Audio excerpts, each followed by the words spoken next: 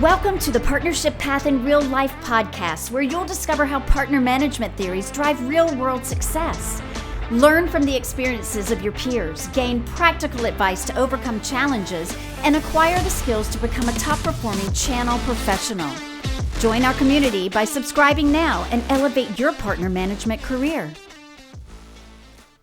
Gary, welcome back to the Partnership Path in Real Life. As I promised in our last in real life episode, I wanted you to come back for this one, and I'm so grateful for you doing it. However, not all the same people listen every time. So I'm going to give you another chance to introduce yourself to our listening audience. Tell us a little bit about who you are, where you work, and how long you've been working with partners. And then we'll get in and start talking about forecasting. Thanks, John. So Gary, I am based in the UK. I live just close to Heathrow Airport, west of London. I've had 3 jobs in the last quarter century. Is that good? Is that bad? I don't know. 15 years at Oracle, 5 years at Infor, which is where our paths first crossed, John, and the last 5 years at the rocket ship that is IFS. Yeah, and that's and the last 5 years especially has really rapidly developed from being can you join us almost initially as a one-man band and develop a channel strategy, and then can we turn that strategy into a business unit that is delivering incremental, profitable, good business, new logo, and that's going really well. The net new logo for IFS in UK and Ireland is about 40% from the channel. It's really, it's just a critical element of the business. That is huge, Gary. And really that's mostly you, so right? well. I mean, that's your business that you have built over these years. It is. Yeah. I mean, I literally came in, was brought in after they recruited the equity house that owns IFS, brought in a whole new management team. Yeah.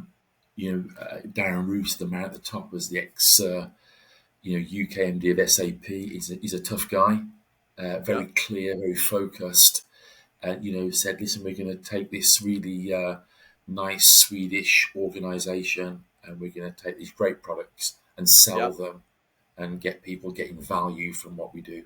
And we've gone from 400 million revenue to 2 billion, and 70% of that is now annual recurring revenue. So we start the year with a whole heap of money in the bank, and we're compounding that up all the time. Love that. So that's me, John. Yeah. Love it. Well, congratulations on your success. I'm so thrilled for you, having spent a lot of time with you when you were working the partner channel at Infor. It's just so much fun to watch you go over there and then just blow it up there and just really prove that the approach you take works. It does. It really does work. So I love that. Very kind. Very kind. Thank you.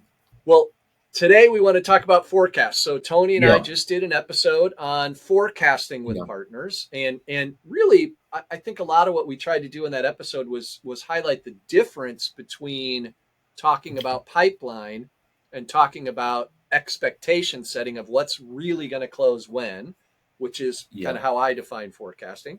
But I'd love to know from your perspective, when you listened to that episode, what'd you hear that, jumped out at you or, kind of either validated or challenged the way you approach it? Yeah. Yes, good point, John. I mean, I think forecasting is one of those subjects. We could talk all day about it. For sure. And everybody I ever speak to has got a different view of what it is and the way that it should be handled and managed, and how we use that time in a forecast meeting with a partner. I have jotted down, John, a few points that I personally have found really effective. Awesome. And you know why I say that, Gary? Because I know you've taken something we've talked about in the past and you've made it better. And so I can't wait to hear these points. Yeah.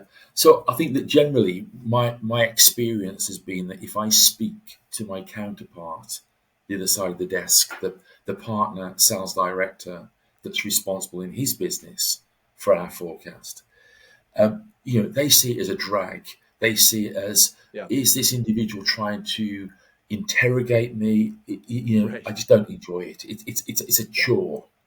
Yeah. And so certainly for me, John, what I try and do is to just totally turn that around and to say, listen, historically it's been like that and it's become a chore, and you're grinding your gears and it's a drag, and you're almost thinking, how quickly can I get out of this position I'm in right now? Right. And I've tried to, as I say, flip that around and say, listen, let's use this time together, because I'm doing a lot of these type of forecast meetings. There's probably in reality nothing that you are faced with that I haven't seen before.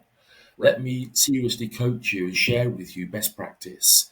Let me help you to overachieve against some of those objectives. But for that to happen, we're going to need to have some cornerstones in place, because that's how it works in the real world, isn't it? So for me, my reset of how effectively you run forecasting with a partner channel is, it sounds really corny, and I apologize for saying it, but you just have to have integrity in it. We've got to have integrity that says, we're actually in this together. You're not an end user. I'm not selling to a customer. We're partners. The clue's in the name. So let's agree from the beginning. We're just going to have high integrity. We're going to have regular cadence that we know is just relevant and is going to help you. And, for me, all the time, what success looks like is, do we have clarity on what the next steps are to move the dial forward? Yeah. So those are my 3 steps to heaven. I underpin all that by saying, see me as the coach, the supporter, offering you this service to help you really accelerate and achieve against your objectives. Of course, bearing in mind, John, that if you are working generally, and in the majority of cases for a partner, you want something different to what I want. So every enterprise software company I've worked for, the commission plan says you're paid on the revenue that you deliver back to the organization. Right. And every partner I've ever worked with pays its people on the margin, the profit they deliver to their business. Yeah. So we want sales, but we want slightly different things. That's right. So we might, as the vendor, it might be our quarter end or our half year end, and we're putting pressure and focus on the partner to deliver a new piece of business, which might be as brutal as incentivizing them by reducing the price as one of the components. It happens in the real world. And guess what? The partner guy is saying, hey, you give them 10% off the revenue, but that's 20% of my margin. Right. So there's a sort of dichotomy there going on. So for me, you've got to come alongside in a forecast meeting and not be face to face, but come alongside and just get into the deals, understand what the lay of the land is, listen to what they've got to say, and all the time coach them on how I help you to move it forward. End of. Yeah, look, that concept, we've talked about this in a couple of previous episodes, where we've talked about the importance of, number one, transparency, and number two, really having an appreciation for how the different audiences are motivated or compensated, right? Same difference. And it's once again, Gary, you've challenged my thought process of, I hadn't really thought about that compensation issue in the realm of forecasting, how important it is that, because you're right, as vendors, we come to the table all the time thinking, oh, it's all about discounting, and not really thinking about how that impacts the margin or whatever it is that they are compensating their side on. And that's going to motivate them differently. So here we think giving a bigger margin is going to motivate them, when in fact it demotivates them. Super good insight. Like, how important is it that we sit down and just get really clear with, hey, look, here's what I'm trying to do. what are you trying to do? Like, what really matters to you in Absolutely. this process? Absolutely. And we have had, with some of the Infor partners, I've sat down with these guys are sales directors, but co-owners of the business. Yeah, that's right. And we've just talked about what does the end game look like? What are you seeking to Yeah. achieve? Because the Yeah. forecast and the deals are just the vehicle to deliver what you're seeking to achieve in your life. That's right. We might as well just be totally transparent about it, as you say, and let me help you get there quicker by doing Yeah. more of the good stuff. And Yeah. absolutely, let's take away the stuff that gets in the way, that is adding Yeah. no value, and make it cleaner, smarter, slicker, Yeah. much more pleasurable to do business. But forecasting can be a drag, and it's Yeah. a necessary evil. And you've got to turn it into a motivation exercise of saying, Right. you know what, I'm gonna really support you. I'm gonna really help you. I'm gonna encourage you as well. That deal 2 weeks ago was not where it is now. You've done a great job. Those steps that you've taken have moved that forward, which is great. Yeah. So okay, let's think this through. What Yeah. do we need to do next? So I mean, John, it's a wide gate doing the channel role. Yeah. It's a wide gate. It's a broad That's job, right. because quite often the people that are running these businesses are co-owners. They Yeah. are managing directors. They're doing a multitude of roles, and this is one element of it. Right. So it's a fantastic. It's just a fantastic life. It really Yeah. is. Yeah. And I love it, as you know. I really enjoy it.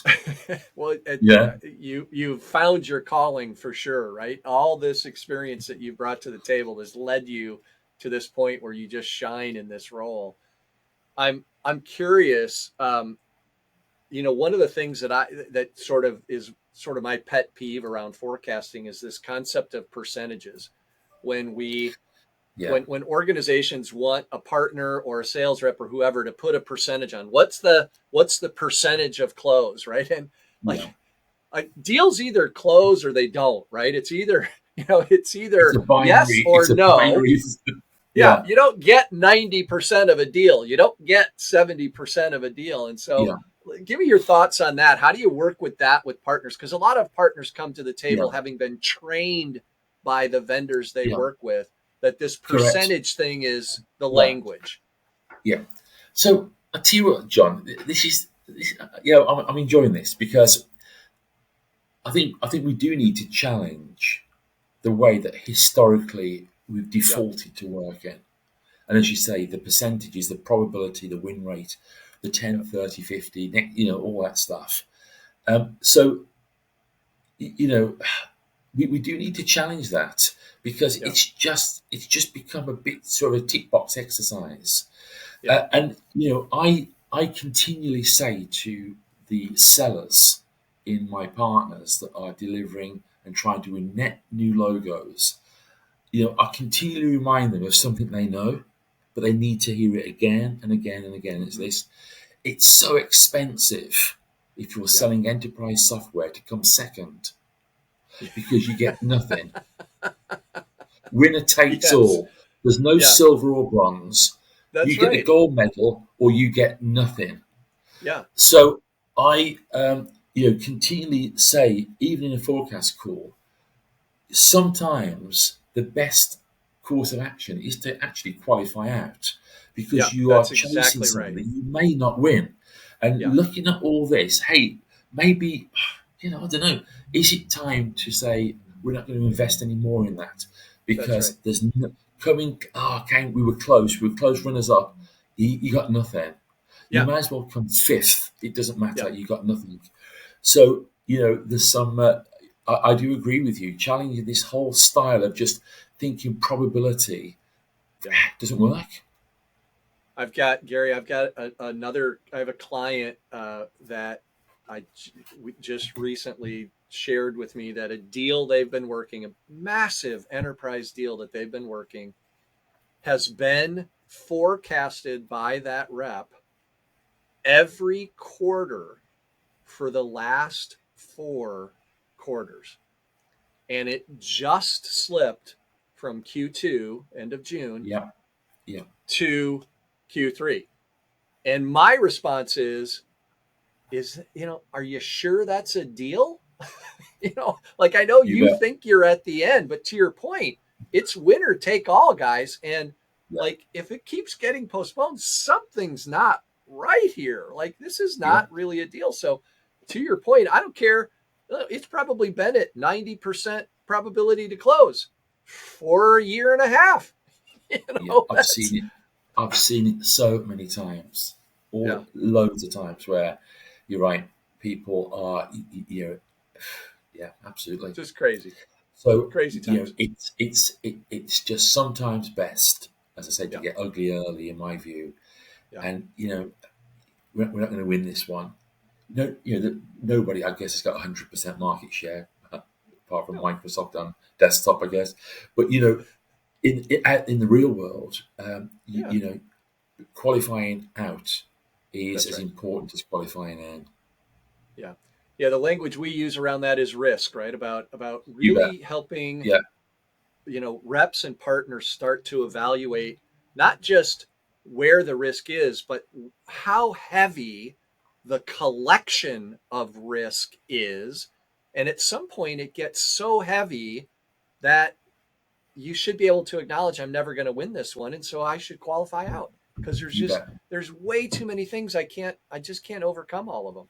But too many, especially when we're talking about in your business, right? When we're talking about these business owners whose business depends on that revenue, they can sometimes make poor choices, and they need someone like you to help them sort of guide them through that process of it's actually okay to walk away and spend the time you would have spent losing that deal winning a different one. Yeah. And of course, John, you're this guy that 4 quarters running it slipped. He's obviously highly invested emotionally into that transaction. That's right. And it's hard. It's not easy, but you sometimes just got to. It's horrible, but just say, what, on this occasion, no more. Yeah. Or let's wheel somebody into a fresh set of eyes on it. That works quite often. And let's see what someone who's not emotionally invested, how they would evaluate it. And if they say there's no way I'd keep doing this, then that's helpful, right? All right, Gary. So we're at time. So let me just ask you one last thing. Any last pointers you have for our listening audience? This is actually the end of a season for us. We're ending our go-to-market with partners season. And so any last advice for our listeners on how to be good at forecasting with partners? Yep. I think there's an expression that has been used for decades in the UK, and I'm not sure, John, if it will translate or if it's relevant, if it works. So I'll use it. But there used to be a sort of saying, "Oh yeah, I gave him or her a damn good talking to." I gave him a damn good talking to. Right. That translates. Yeah, and I've sort of tried to turn that around in the forecasting meetings by saying, "I'm going to give you a damn good listening to." I love that. I'm going to sit here. I'm not going to interrupt you. Tell me about it. Let's just take a few moments. Just take it from the top. Where are we at? Yeah. And I'm just going to listen. I will make notes because that's the way I'm wired, and that's the way I'm comfortable with. If I write it down, I get security from that. But let's listen. I want to understand. You tell me where we're at, and and if I can after that contribute something that will accelerate it. Of course, that's brilliant. But together we'll make it work. Gary, I want to have T-shirts made up that have that written across the front of them. I'm going to give you a damn good listening to. I love that. That's a great season ender, man. Thank you. Thanks for coming on the show, Gary. I'm really glad to have you here. Appreciate all of the wisdom you're sharing with our listening audience. Thanks so much. Very welcome. Thank you. Thank you for joining us today. Remember, the real world tests theories and creates leaders. Don't stop here. Subscribe, learn, and grow with us to make every experience count. Until our next real life story.